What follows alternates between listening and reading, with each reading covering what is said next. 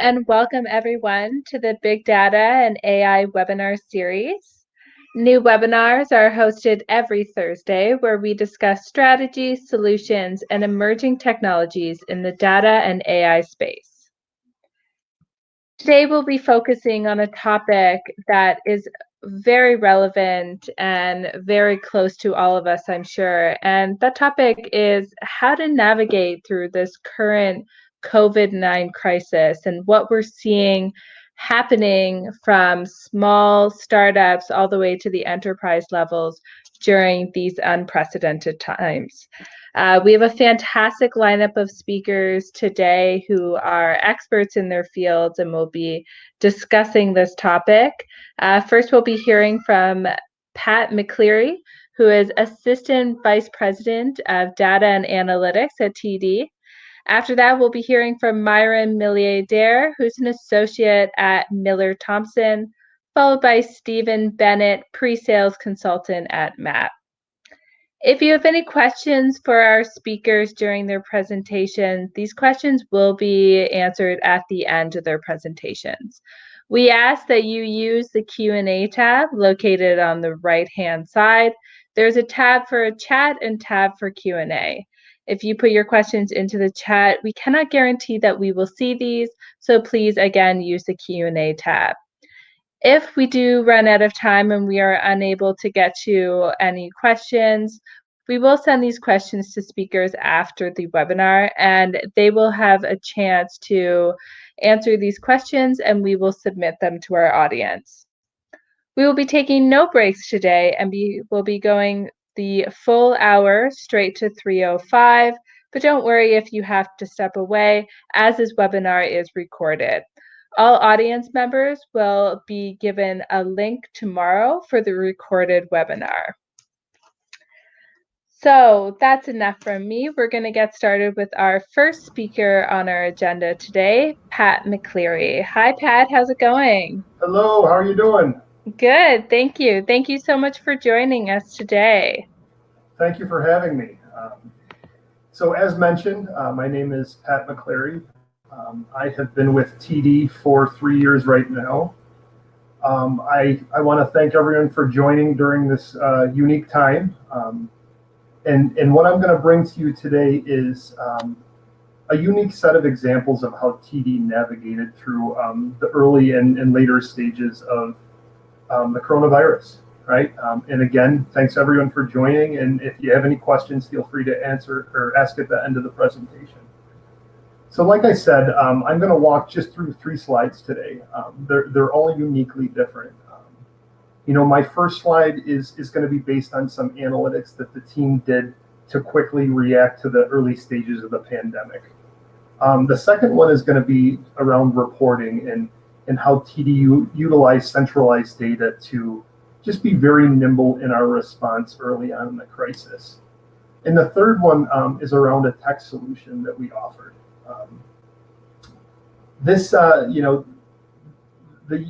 The thing that's not unique about these is they all involve the use of the data at TD to get at a better spot, right? So here on this first slide, I'm going to talk about some of the analytics the team has done early on in the coronavirus. So just to kind of walk you through a story, it was Friday, March 13th. I came into the office, and the SVP that runs all of the contact centers and the ATM networks for TD is basically waiting for me to get into the office. So, I had a little bit of nerves, and he approached my desk and said, Pat, we're starting to get a lot of pandemic-related calls, and we really, really need to understand what the customers are asking about, right? So this was neat, and it I wouldn't say it was rocket science, but, we have new technology around call transcripts. And we were able to basically build data models out of pandemic-related keywords and hardship-related keywords. So this allowed us to basically filter through all of the calls coming into TD's contact centers and tag some calls that were either pandemic or hardship-related. What we then did is we have a speech listening or a speech analytics or a call listening team. where we actually sat down and manually listened to these calls and to understand the voice of the customer. This allowed us to understand what the questions that they had that we weren't able to answer prior to calling into the contact center. What were some of the priorities on their mind early on in this crisis? And it allowed us to build a pretty big list of insights that we needed to action on. And like I said, this wasn't, this isn't the most complex technology with these data models and these transcriptions and actually listening to calls. But we were able to do this. I think I lost my screen here. All right, we were able to do this in the period of a day. So between Friday morning and Friday evening, we actually tagged these calls, listened to a bunch of these calls, and sorry guys, I apologize, my screen just keeps jumping around. But we were able to do this in a day. And here I outline the third step around a strong organizational partnership.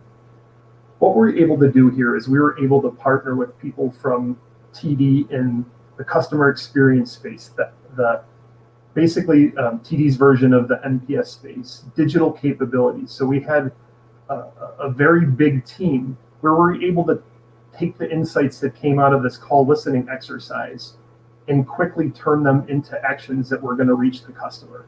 Some of this was, we had FAQ pages around COVID-related questions, and we had COVID web pages for TD. We were able to take content from the call listening and embed it into the online content and potentially answer the questions of the customers prior to them calling in. Another one was everyone was really concerned with Expedia travel. We were able to take insights that came out of the call listening here and actually build out the capabilities for the customer to cancel their Expedia travel, with the click of a button, right? All digitally. There was also other insights that came out of this where, a lot of the early calls coming in were around mortgage relief offers. We were able to figure out, how we should prioritize the offers to roll out to the customers. What was going to meet the greatest need quickest. And a lot of these initiatives would have taken us 2 months in the pre-COVID environment. This strong organizational partnership was basically able to take these insights and go from nothing to actually implementation in the period of a couple days versus a couple months. So there was a lot of big wins in this space, and it was a really unique exercise. A lot of the work that came out of this, we hope to implement post-COVID because, we were able to get through a lot of process and a lot of policy barriers very quickly, with the crisis. And in the past, like I said, sometimes things have taken a couple months. Now we were able to do them in a couple days. So it made us kind of question what VAU was going forward. All right, I'm going to move on to my second slide, which is around reporting. And the theme around this slide is just that TD was able to quickly mobilize the central data that we have and really understand what was going on through the crisis, right? So, the first example I highlight here on the left was, Branch reached out to us and they said, hey, we need to get a good understanding of some of the call volumes that are coming in by area code. And what the team was able to do very quickly in a period of days versus weeks, where we were able to break out where the calls were coming in from. So whether this is used to figure out, as we shut down branch networks during the crisis, where would we have the biggest impact in keeping branches open? There was also other opportunities to use this information for forecasting for all sorts of different things. Since then, and I haven't presented it in this view on the left, we've been able to even expand on this a little bit, and we've been able to tie COVID cases into the geographic information that we have here. So we can start to see if there's actually, correlations between where the pandemic is hitting hardest and where our call volumes are coming in from. So this was another win for the team where, as I'm sure many of the people in the audience today, they're probably building to having their data centralized in one place. TD's on that same journey, right? And this is, this was a win for the team because, in the past, there would have been a lot of manual piecing of this information together, where we're able to be just very nimble and very quick with our response to Corona in this case. The second one, which I kind of highlight on the right side, is, I'm going to trace back to March 15th because, even though these periods were only a couple months ago, sometimes they feel like a couple years ago because so much has happened in the last couple months in response to COVID. So here we had a surprise Sunday afternoon meeting where a very senior level audience wanted to understand exactly what was happening across all of shared services in all of the digital space, where we were able, with this centralized data, we were able to go from basically a kickoff conversation to starting to deliver information to the very senior level audience on the major KPIs that determine the health of their businesses. So again, and similar to the other exercise that I talked to, in the past, this would have been an exercise that took weeks or even months. With a more centralized data view, we were able to turn this around in a couple days, right? And in the Tableau view that I present you on the shared service / digital information, this is kind of where the report sits now, but it's a very interactive dashboard. It allows senior leaders to go in and actually toggle through a report, and if they're interested in getting more detailed information, they can interact with this information, very easily. And again, the functionalities of Tableau are nothing that are new to the industry. But having that central data behind that and being able to get from nowhere to a really good spot in a couple days was also a very big win for my team and for TD as a whole. I'm going to jump onto my last slide, which was around technology, right? So this is one of the feel goods throughout this journey, right? This is something that wasn't driven by my analytics team. This was actually driven by a team in the business, the IVR team, with the use of just good data. And like I said, this was a real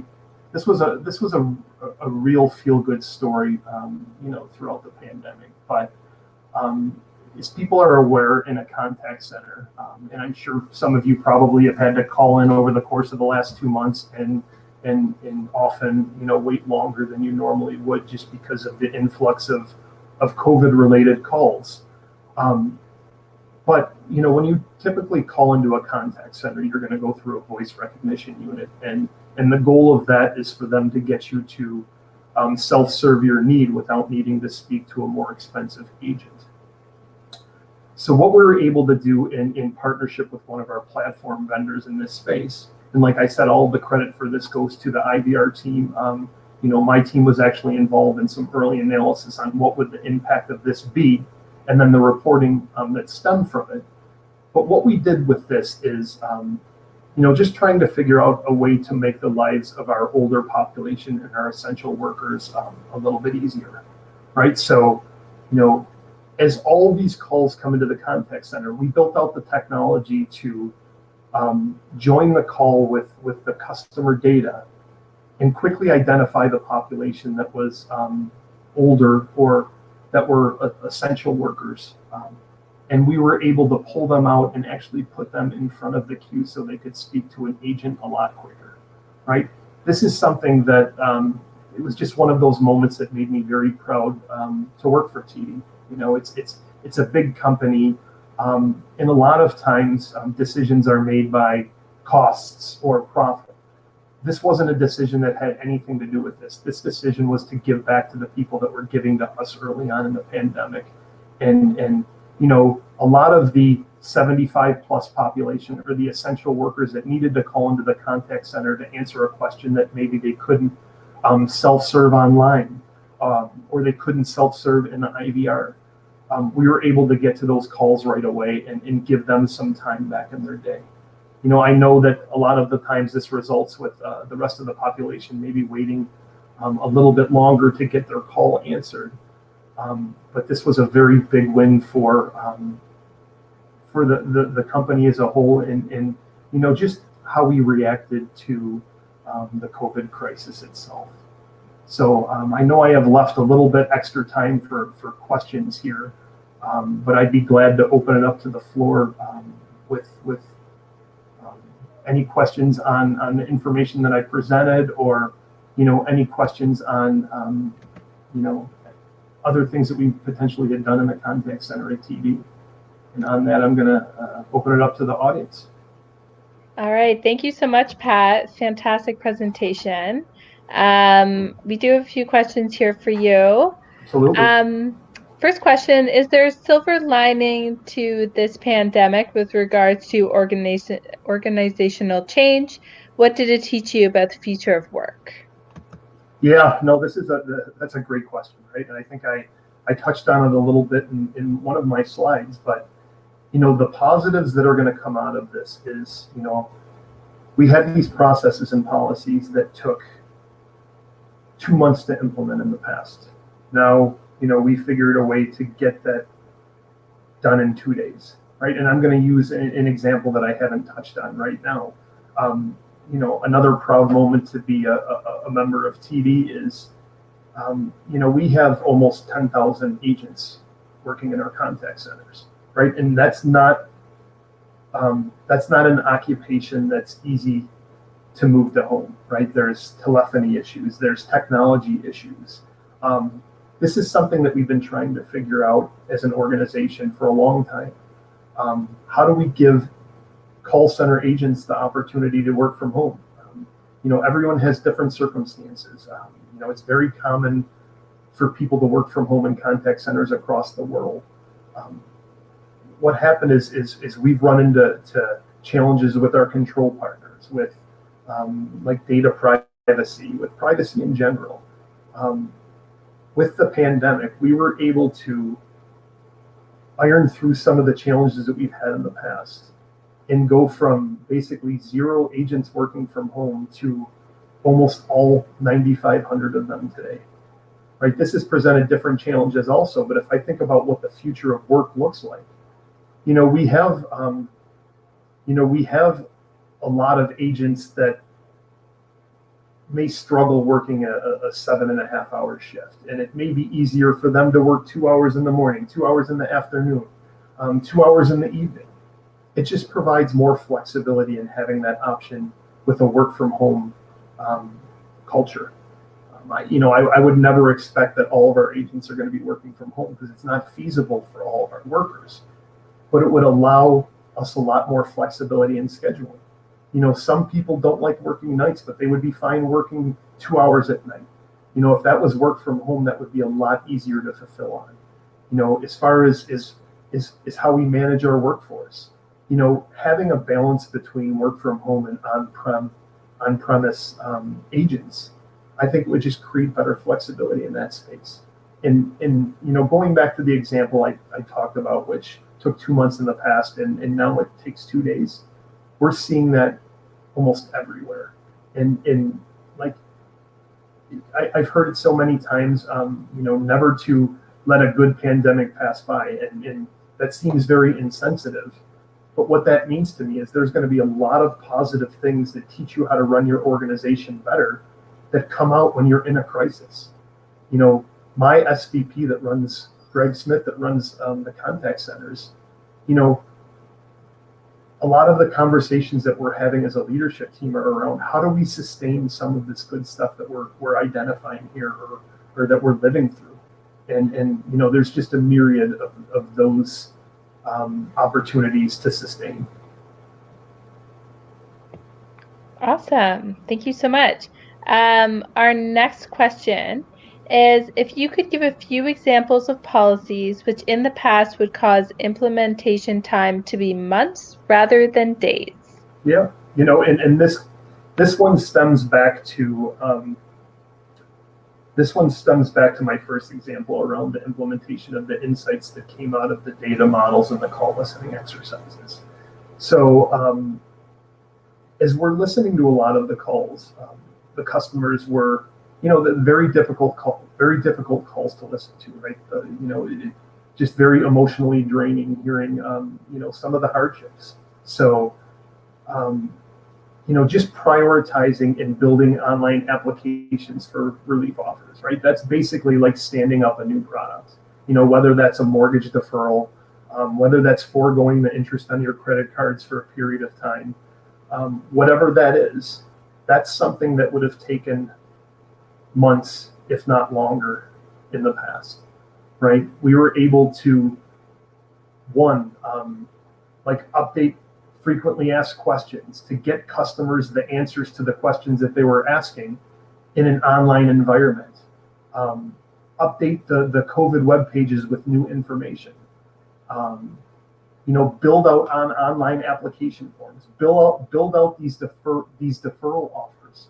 Right, these are things that would have taken months in the past. And there was almost a hierarchical process with a lot of the control partners.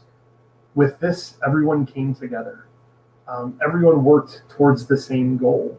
And that's one of the things that would have taken months in the past that took days. And that also is one of the things that we want to sustain into the future after the pandemic ends, because these are things that allow us to be more flexible and more nimble as an organization. And it makes you question, nowadays we're not thinking, okay, we were able to do this in 2 days, so there's a lot of gaps in how we approached it. It's not. We put all the scrutiny into it. We look back at that and we question, why did it take 2 months before? Right? So it wasn't that, we feel like we didn't scrutinize what needed to be scrutinized as much. We just felt like we did it in a better way, and it's just something that needs to live through into BAU when that returns. Terrific, thank you. So another question here. You mentioned good data in the last slide. Can you elaborate what makes data good to be utilized? Yeah, so I'm going to trace back to just throughout my experience through my career in data science analytics. When I think of good data, right, I think of just having a scrutinized book of record for the information that's most relevant to your business.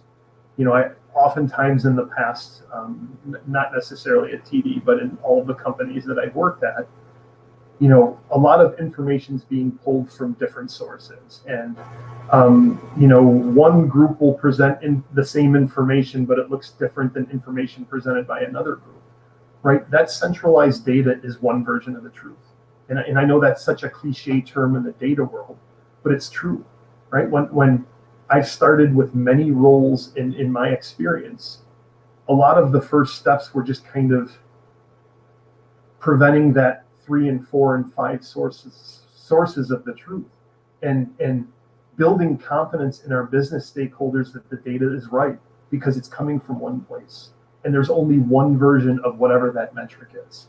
And a lot of times it comes down to simplification, right? If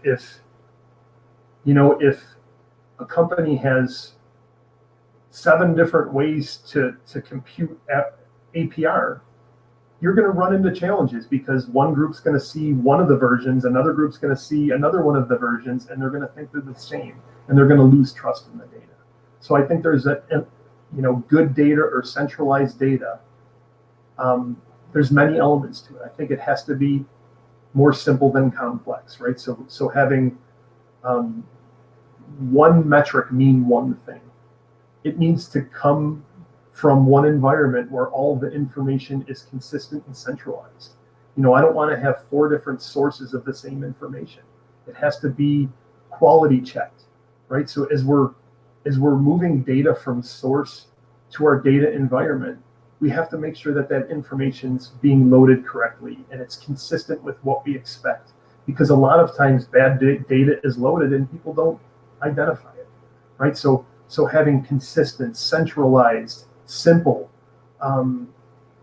these are all elements of what makes data good, right? And I think a lot of times we think the more we have, the better we are.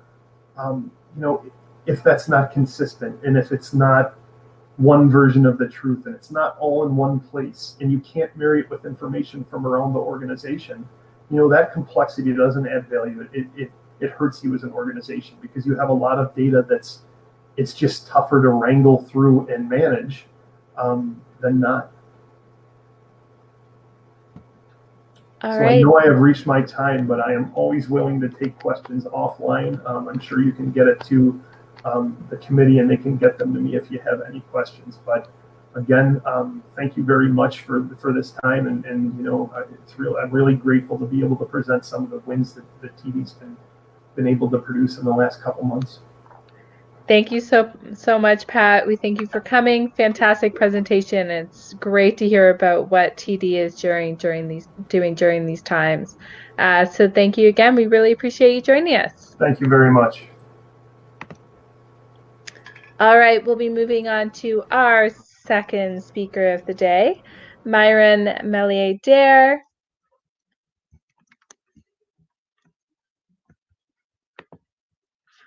And we're just going to get him connected.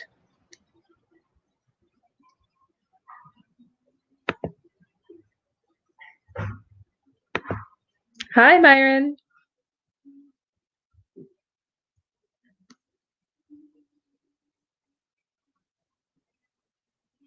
Oh, we seem to have lost him. Oh, there you are. Hi, Myron. Hello, Kim. How are you? I'm well. How are you? Thanks for joining us. Thank you for having me. So we'll let you get started today, and thank you so much for coming. Great, thanks, Kim, and I appreciate the introduction. And I'm glad to be taking part in this insightful discussion here today about how companies and organizations can react to the COVID crisis in front of us. So I'm a technology and business lawyer at Thomson. I typically advise companies of all sizes, whether it's from startups to large multinationals. So I really run the board on that too. And today, what we'll be discussing about is what companies can do to navigate COVID-19. Now, this is a bit focused on startups, but a lot of the discussions we'll be having today will really apply to businesses of all sizes. So it's there's value in it for everyone here. So I'm sure everyone's aware of the current landscape with how COVID has affected the global economy as a whole. I don't think it can be understated here. We've seen, unfortunately, companies having to lay off employees, businesses close, and various other issues occurring from this crisis too as well. And another thing we've seen is a potential decline in revenue for certain businesses. Now, this is, and I say this with a caveat because we are talking about big data and AI tech companies here. And for some of these, there may actually be an increased demand. We just heard from Pat about how TD has taken steps to apply AI in a very rapid fashion. So in some instances, some companies will see increases in revenues, but in a lot of cases across the board, we're not seeing that trend.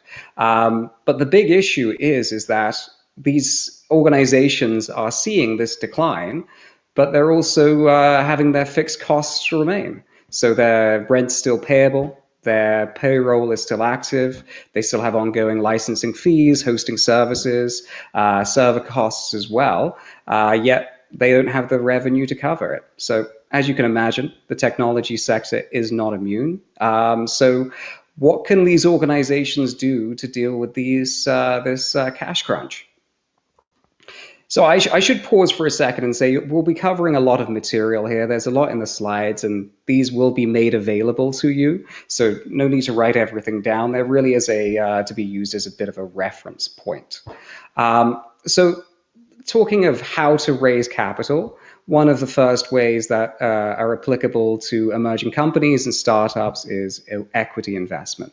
So this is the sale of the business's shares, and then that's how they're going to raise the funds. So generally speaking, across North America, we've seen a bit of a decline in VC investment in the in this space here, and it's been about 9% in the US in Q1 of this year, so that's January to March, and about 7.5% in Canada.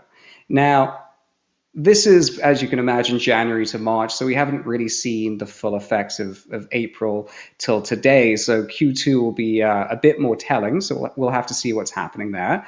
But from the ground here, what I've seen is there's a number of investments that have been put on hold, and there's also a number of investments that the valuations now just aren't making sense. So what we're seeing is investors looking at what they're acquiring and looking at the uncertainty and saying, well, maybe this valuation doesn't make sense, or maybe we need to exert a bit more control of the business too as well. So companies now are seeing a bit more of a pushback too as well.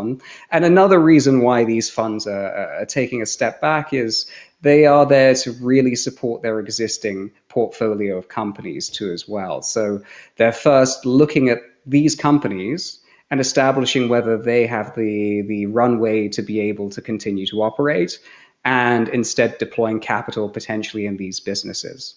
So you're just seeing less capital being available and more volatility due to the effects of COVID. Now, one of the big things here is for AI companies, though, and technology providers of AI and big data systems, you're a little more insulated, just because of how the solutions can, in some instances, reduce expenditures and also may benefit from social distancing. We've heard of different approaches in the medical space for tracing, and also the use of AI systems for companies such as Starbucks, who are using it to decide what restaurants to open first in the States. So there's many applications where there's just more of a demand. So with startups in this space and emerging companies in this space who are looking to gain and raise capital through selling shares to different funds, my suggestion and advice is really focusing on what makes you the difference maker in this market. How can you actually benefit? So the strategy here is to take a step back from what your business plan is now and really try and finesse and harness what you're doing now and put that in any documents you provide. The second option available that is commonly used is debt financing. And there's the traditional debt financing where you'd go to a bank and have a conversation and see if you qualify for a loan. It's one of those ways you can secure capital. The good thing about that versus equity is it's non-dilutive, so the shareholders can maintain control of the business. Now, the drawback is, and there's two, is that one, typically emerging companies and startups won't meet the thresholds and the criteria, and two, timing is very critical right now because banks are becoming weary about lending. Your traditional lenders are. So if you are looking to secure this type of capital, the suggestion and the advice is do it early and do it quickly, and just see what you can qualify and make sure that the rates are attractive enough to you. The second form of debt financing that's commonly seen in this industry is venture debt. Now, this is really targeted towards companies with limited assets who wouldn't qualify for that traditional asset-based lending. So you do see it frequently in this space. But again, there are criteria and requirements, and certain thresholds must be met. For example, with monthly recurring revenue requirements. So again, although this option is there, it's really about making sure that the cost of capital makes sense. Next up, it's really looking at government grants and programs to see if your business qualifies. Now, if you're looking at the wage subsidy here, that's one option too as well, where it covers 75% of employee wages if you qualify. Now, there's a time limit on that, but there's also a cap on the maximum benefit per week. So be aware of that. It's not a 75% of whatever you're paying. There's also forgivable loans available too as well in the instance of commercial rent assistance. Again, this is capped and it's only for a period of time. So it's not an indefinite solution, but it's definitely worth exploring.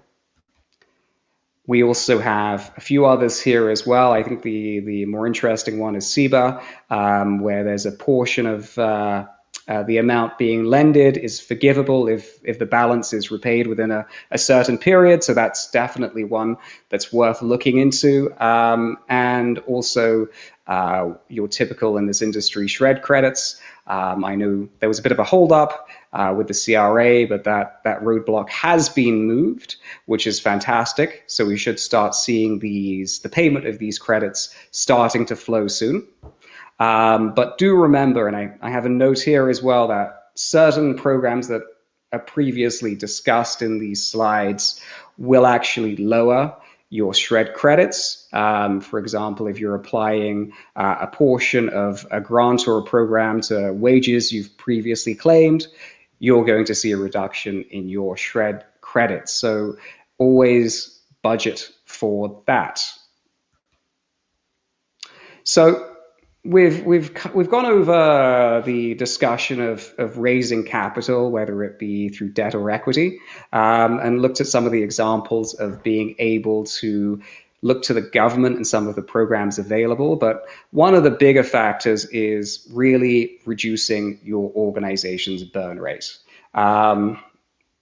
As discussed, there is limited capital available potentially, and forecasting and planning is critical. And even if there is capital available, it may come with terms or obligations or even valuations you're just not happy with. So you may want to look to extend your runway to be able to run the business for a longer period without having to need to rely on this external funding.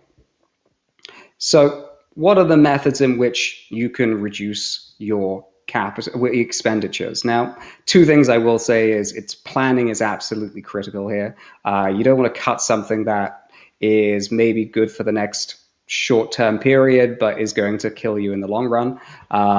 Also, make sure that if you're doing anything, you speak to the appropriate advisors to make sure you're not offside of these agreements or offside the law. The worst thing you can do is cut something to save a small percentage and then end up paying twice as much trying to protect that position. So just being aware of that. So the bigger expenses that you see in this industry is obviously employee salaries. So looking at your workforce is absolutely critical right now. Looking at what everyone's role is, how are they being deployed? Are they growing and helping the business in the short term to medium term?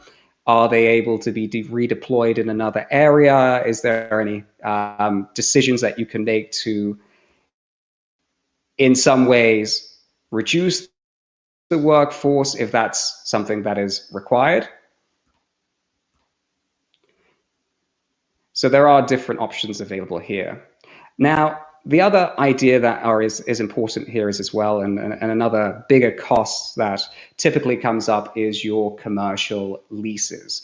So maybe making a decision here about whether the space you're using is applicable and whether it can be reduced. And if you're making any future decisions, you think about cutting down on what your spend is.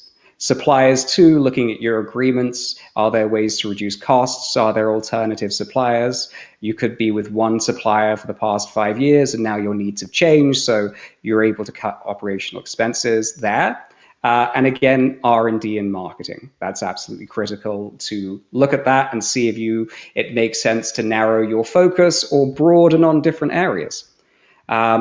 Next up is communication, staying in touch with your key customers and suppliers, really making sure that everyone is able to perform and everyone is able to meet their payment obligations. And that goes for yourself as well. If your business has it been affected, and are there any provisions in your contract that will allow you to be forgiven for not being able to perform, what we refer to as a force majeure. That also goes to your suppliers. If they're providing any kind of, say, support services for you on your behalf, are you able to, in that instance, be able to flow these through still if your supplier is unable to perform, and how does that impact your SLAs as well? So there's different aspects of that discussion, and whether it just makes sense to cut down on certain suppliers and certain contracts that you just don't need. Investors as well, keeping them in touch, as well as the advisory board. They both have expertise that is extremely useful in this time. They've been through not this exact situation, but similar downturns, so they can provide invaluable advice. That's why they're there. And also existing debt providers. If you have debt right now, you've got to make sure that you're meeting your obligations, whether it's financial covenants or obligations to notify of a default or an anticipated default. And they're also open to discussions around deferrals of interest or principal. Now, the final point here is it's looking at your opportunities. You've got very innovative technology coming out of this space, and there's just many applications that AI systems can apply to combat COVID or assist in reducing operating costs or increasing revenue for businesses and supporting social distancing. We've seen very interesting and innovative AI systems used for identification and contact tracing of the virus itself, and also in supply chain management. We heard from Pat about some applications in the financial services sector, which can be used to improve the services being provided. So there's many different applications there, and your chatbots too and autonomous vehicles will definitely see a demand grow.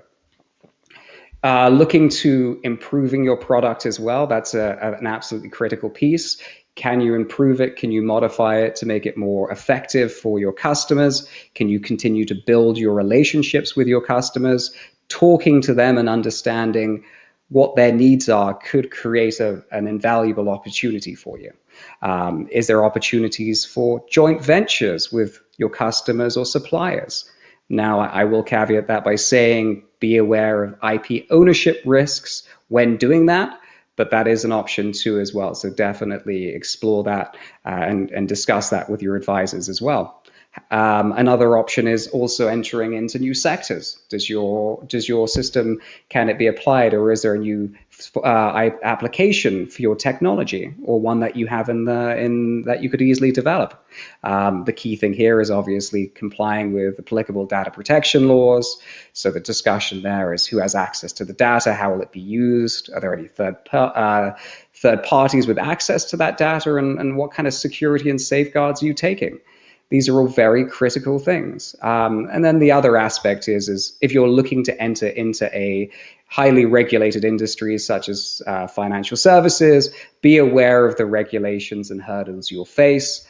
These are very critical when making that decision about who to select, what company to select, and where to go. It's going to be, if the hurdles of entering into an industry are too high, maybe it makes sense to pick another one, or if there's just another option too as well, definitely being apprised of it now, as opposed to when you've expended very critical and valuable resources that may be in short supply, is absolutely important. So I know that was a bit of a breeze through there, but I wanted to cover a lot of these different points, very high level. I'd love to open it up to any questions from the audience, and I'm always available to chat afterwards too. All right, thank you so much, Myron. It looks like we might only have time for one question. Are there any examples of bad practices we should be avoiding in a crisis?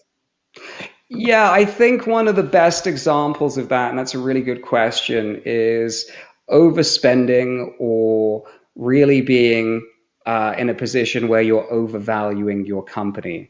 You have milestones you typically have to hit when you're looking for funding opportunities, and you have a runway based on when you're predicting the next round will be, and you kind of go to the edge once you're getting close to that, and you get to a point where you really don't have much cash flow available when you're looking for a next round of funding. So the really bad practice right now is expecting that the valuation you received or you believe you would receive in 12 months, 3 months ago, is still the case. As an organization, you really have to be practical and look at your company as a whole and say, yes, I have a great idea. Yes, it's working, but really, what can the market and what's my true valuation now? Because those multiples may not make sense now as they would 3 months ago. Even if you're a technology that's being used and utilized now, the big issue is that you will just be in a position where there just may not be as much capital available, so there's not as many parties vying to invest. All right, fantastic. Well, Myron, thank you so much for joining us and all of the fantastic advice that you have for people during these difficult times. And we will make sure to submit your PowerPoint to our audience members because there's a lot of good stuff in there for them. Thanks a lot, Kim, and it was an absolute pleasure. And thanks to everyone for joining us. Bye-bye. Thank you so much. So next we will be hearing from Stephen Bennett from Mapp, and we will kick it off. Thank you so much, Stephen.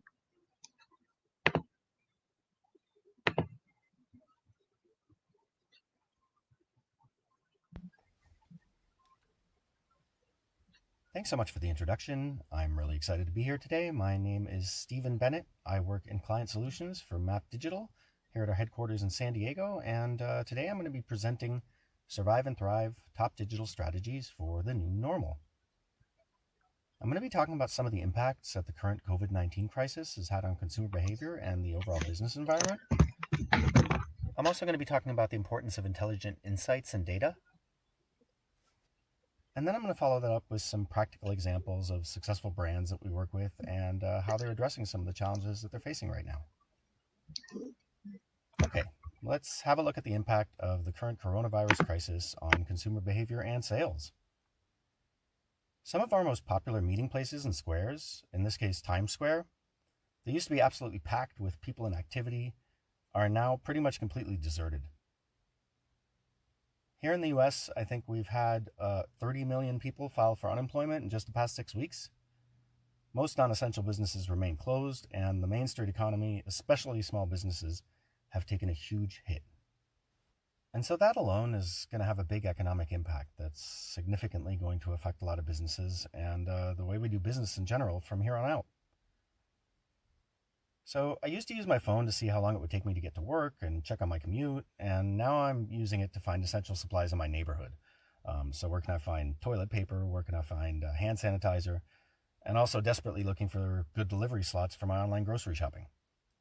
I actually read an article the other day that talked about how some tech-savvy consumers have started programming bots to snag the best delivery slots, and that some of them have even started auctioning them off online for profit. So recently, we actually started a consumer market research study on brand confidence, which 1,200 users so far have responded to. And we tried to find out what has changed most significantly in the past few weeks, and here are their responses. 40% of consumers are trying to spend as little as possible. 41% are delaying a major purchase, like a house, a car, or a major appliance. 9% of consumers are delaying a holiday, wedding, or large social occasion. And 36% are severely affected financially. And so I think a lot of that is obviously pretty alarming to all of us. Okay, so that last slide was a little depressing. And so on this next slide, I'd like to focus on some of the things that are not quite as bad. And in some of the cases, at least for those of us in a digital world, might actually be good news. So 61% of users are more careful with their spending than prior to COVID-19, but 23% of consumers are going to continue to shop as normally as possible, but divert spend online. 24% are spending significantly more time shopping online, and 12% of users are spending more money online than they ever have before. And so I think it's important that we understand that while this crisis is having a severe impact, the changes that we're seeing in people's behavior because of it also represent an opportunity for most brands to develop and actually improve their online business and come out ahead, especially since I think that some of the changes we're seeing now in terms of remote working and the continued growth of e-commerce might actually be here to stay.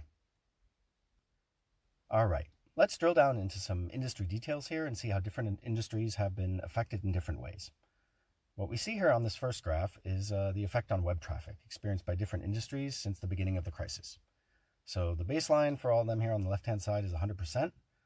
And then we see how things have developed since then. And I think a lot of that's really expected. The worst hit industries here have been travel and hospitality. B2B has also faced some challenges as businesses delay purchases and go into hiring freezes. Of course, wholesalers have been severely affected with the closure of all these stores. But on the other hand, publishing is seeing huge increases, with people spending more time online, and the same is true of retail and finance. I also think that those are the industries where people might actually get used to the way things are now and continue to do more reading, shopping, and banking online in the future. But of course, web traffic isn't the only measure, so we also took a look at how revenue was affected during the month of March. And here you can see these trends even more drastically. This chart right here shows a little more detail on products and what type of businesses specifically are seeing the largest gains. And so toys and games are way up, as are food and drink, gardening supplies, and home technology. And the biggest losers here are automotive, construction, office supplies, and finance. And I think finance is a bit of an interesting one since we also saw an uptick in online user engagement in the previous slide. So I think that in this case, finance is probably more affected by the hit that their balance sheets have taken due to their heavy exposure to capital markets, and so not so much a reflection of consumer behavior. So what are the types of actions that we think address immediate customer needs? Focus on care and support. Our research shows that 60% of Americans are very or extremely concerned about their safety and the safety of their families, and 43% are very or extremely concerned about their job or income and not being able to make ends meet. Now, I think during this time, especially, it's even more important for brands to focus on care and support rather than your typical revenue-driven CTAs. This is exactly the time that you really have the opportunity to meaningfully connect with your customer and make them a priority and stay true to your company mission and values. Meeting your customers where they are. Overall online penetration in China has increased by 15 to 20%. In Italy, e-commerce sales for consumer products rose by 81% in a single week, which actually created significant supply chain bottlenecks. And that's exactly why meeting customers where they are is so important. I think customers are going to continue to need digital, at-home, and low-touch options in the future, and companies that act quickly right now and innovate in their delivery model to help customers navigate the pandemic safely and effectively are going to have a huge advantage going forward. The COVID-19 crisis is definitely going to end at some point. And as we said, we expect changes in consumer preferences and business models to outlast the immediate crisis. And we've already seen this happen in China, where there's been a 55% increase in consumers intending to permanently shift to online grocery shopping, for example. Some consumers are also going to be trying digital and remote experiences for the first time. In China, the share of consumers over the age of 45 using e-commerce increased by 27% from January to February 2020 alone. And so finding new ways of catering to those customers, I think, is also a great opportunity for you to reach new ones and tap into new demographics. And finally, companies should try and build agile capabilities for a dynamic future. And one of the strategies to do that is to look at quick and novel ways to keep a pulse on customer sentiment. In Italy alone, Facebook has seen a 40 to 50% increase in usage since the crisis began. And so using those channels to improve your connection with customers is a great idea right now. People love being listened to, especially right now. And so customer feedback is a great opportunity to connect. And I think it can be even more effective if you're then able to react to that feedback, either by communicating or by adding new services, maybe changing policies, or even improving products or your own buying decisions. But how do we decide what to focus on? This is exactly where insight-led reports and dashboards come into play, in my opinion, because they help you understand how this crisis is affecting you and your business specifically.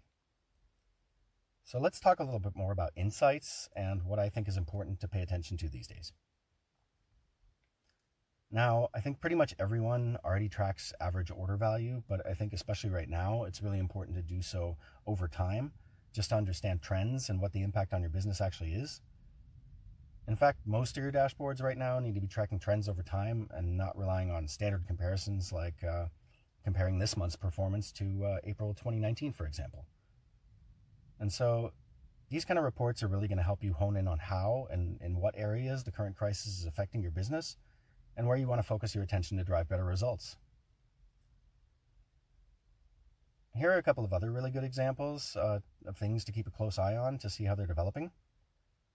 On the left-hand side, we have an RFM dashboard, so that's the recency, frequency, and monetary value of customers. Now, as part of your business, you're always going to have customers churn, and so this is always an important engagement metric to look at. But I think especially right now, you need to keep a close eye on these numbers and also try to assign an accurate value to that churn as well. And on the right-hand side, we see all of our different marketing channels and what role they play as customers move through the funnel. And to me, there's a lot of opportunity here to use these insights to do things like send high-value customers an email when their product's back in stock, or maybe a push notification when the preferred delivery slot's available. And again, always important, but nowadays it's of course ever more important to get the message, the delivery method, and also the timing of that message right. To me, this here is another example of a great dashboard, especially for these times. Basically, it tells you where the lowest hanging fruits are with respect to the ongoing life cycle of engaging your users. And I'm not sure if you can see all these fields here, but essentially what they show is how good your marketing team is at continuing to re-engage your customers. So in the first field, we see quantity of new customers. How good are we at bringing new interested parties to the website? Second field is how good are we at getting them to order? Third field is what's the average size of that first order? And then underneath, you're always going to see an indicator as to how that value compares to the previous time period.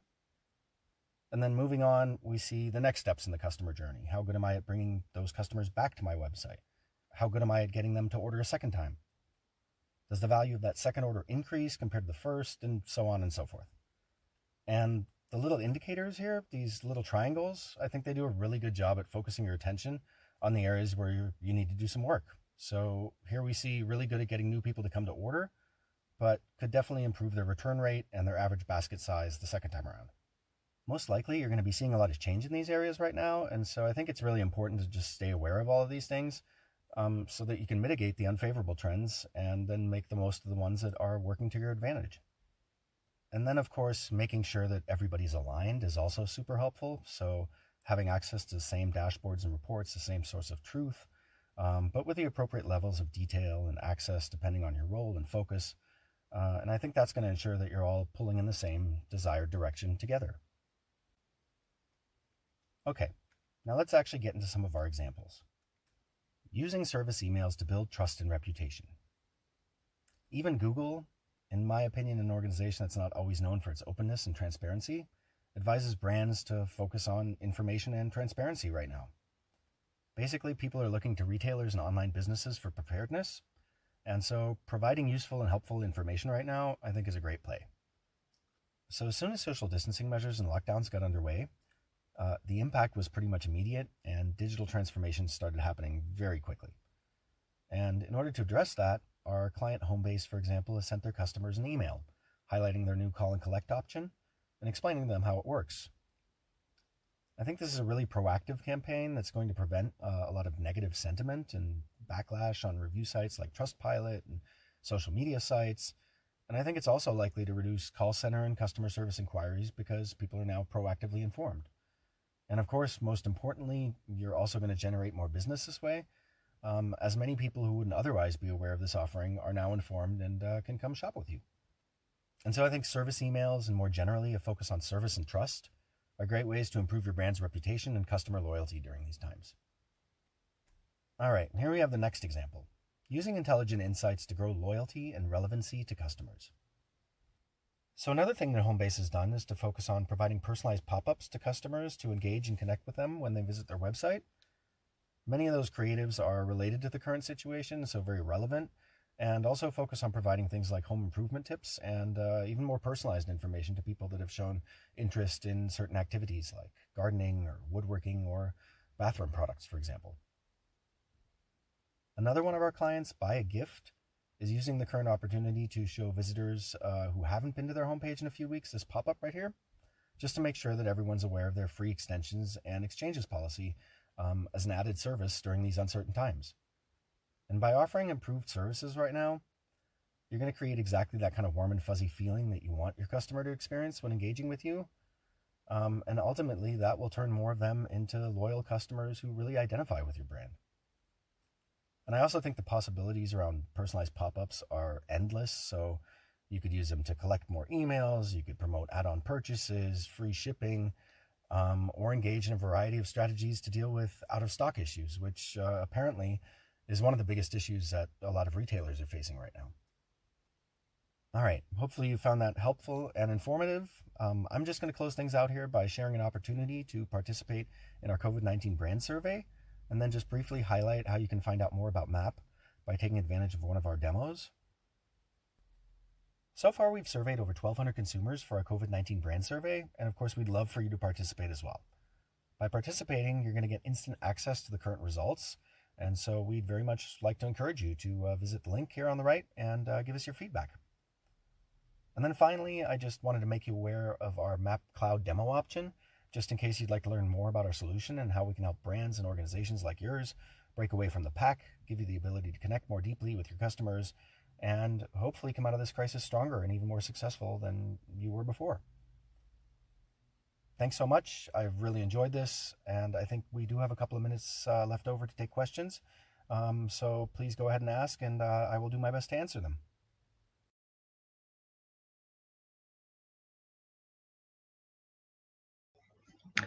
All right, fantastic. Well, thank you so much, Stephen. We really appreciate your presentation.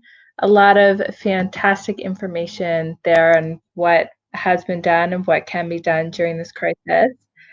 It doesn't look like we have any questions right now. If any questions do come through after the webinar has concluded, we will send these around to him afterwards. Oh, actually, we did have a question come in. Sorry about that. Oh, hi, Stephen. How's it going? Hello. How's it going? Good.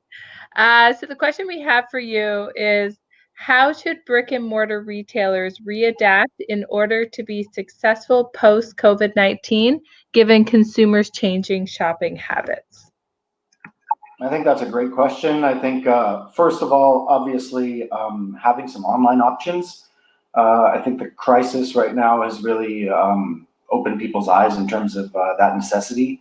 I think we saw a couple of examples in the presentation as well in terms of offering delivery options or new options in terms of calling and collecting, those sorts of things. And just, I think more of an omni-channel approach, really. That's something that was apparent before the crisis began as well. People seeing more, the research online, purchase offline, or even the other way around sort of phenomenon. So the more I think you can connect with your customers across a variety of touch points, the more chance you're going to have of being able to service their needs and giving them the kind of options that they need to do business with you.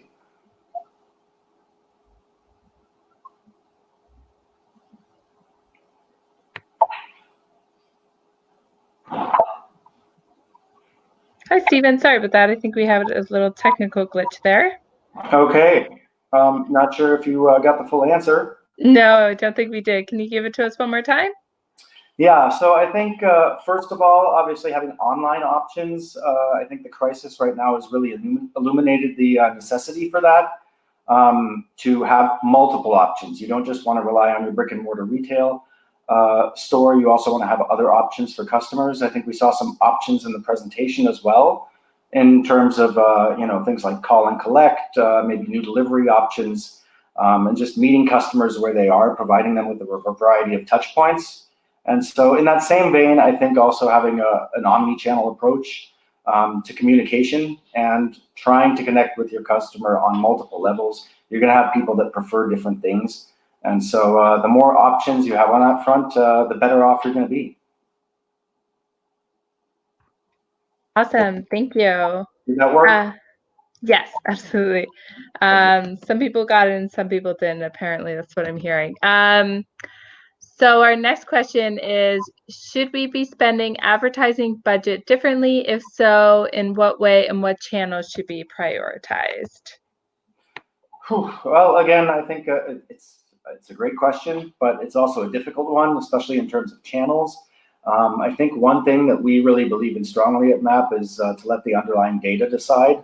And so you're going to have a very different channel mix for different kinds of products. and brands and different kind of services that you're offering as well. So I think it's really hard to give a blanket answer to that. In terms of spending, what we've seen a lot of our brands focus on is to really sort of reapply budget towards existing customers rather than trying to gather new ones. Of course, you always need to do a little bit of both, but really finding ways to identify with the existing customers, maybe turning people that have shopped once or twice into more loyal customers, yeah, just trying to provide more sort of personalized communication to each of these people. So I would say rather than, yeah, if you're going to reallocate ad budget, obviously you want to let the data decide and see what works for you and what channels are most effective. But I think focusing on existing customers versus new ones is something that we're seeing a lot right now. Terrific. Well, thank you so much. That is all the time that we have for today. Thank you so much for joining us, Stephen. We really appreciate you being here today. Great. Thanks, everyone, for attending. Really appreciate your attention. And yeah, enjoy the rest of the series. Thank you so much.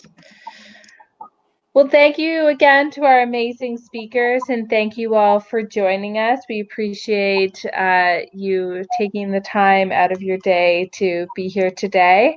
And please look out for our survey and the link to the recorded webinar, which will be distributed by email tomorrow to all registrants. Additionally, please join us next week, May 14th, where we'll be discussing how to use machine learning and AI to create impactful customer experiences. Thank you so much again, and we'll see you next week.